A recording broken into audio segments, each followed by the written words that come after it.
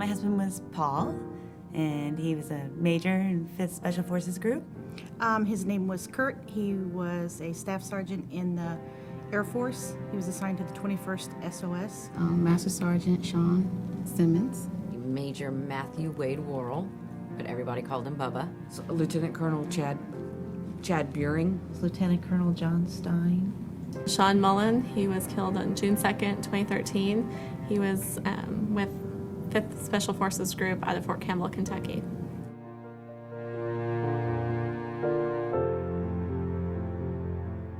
Well, my first experience was I got a phone call from a member of the organization who told me about the organization and invited me to come to a conference. And so we went to San Diego, and it had been a little over a year since Paul had died. And I had not really met any other widows or didn't want to meet any other widows. And I met quite a few on the plane ride over because we stopped through Nashville. And that was like amazing because there's all these people that are my age in my same situation who were cool and fun. We had conferences about financial planning, benefits, ways to stay strong, ways to move forward. But the biggest thing I got out of it was the camaraderie and meeting other people that were just like me.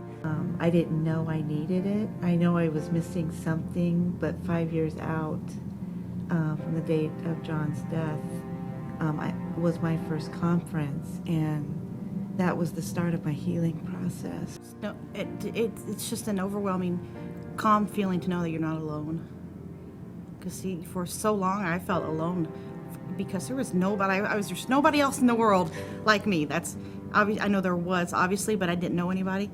And now I have all these new friends who have been there and gone through it, and I'm not alone anymore. And that's just an amazing feeling.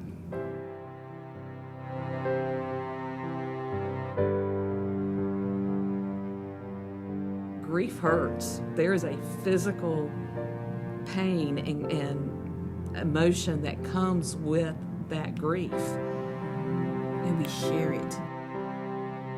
My son summed it up best. He's like, I'm glad that now there's somebody for you. You know, because he's had somebody. And he goes, I'm glad that now you have a group of people. You have your own people. So that's what's meant to me. When they say that they'll be there for us, that we're not forgotten. If there's anything that you need, they're holding on to that promise. And that means just a lot because you're not just saying it, you're doing it. Before this last trip, he knew it was going to be a much more dangerous mission.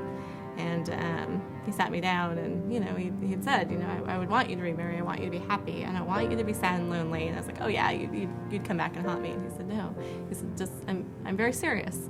You know, I want you to, you know, want to make sure that you're okay. And he'd always said he would never get married. Army life was not a life to have a wife. And, you know, of course, when we met and that's how that went. But he said, you know, I married you because I think you're strong enough to handle it.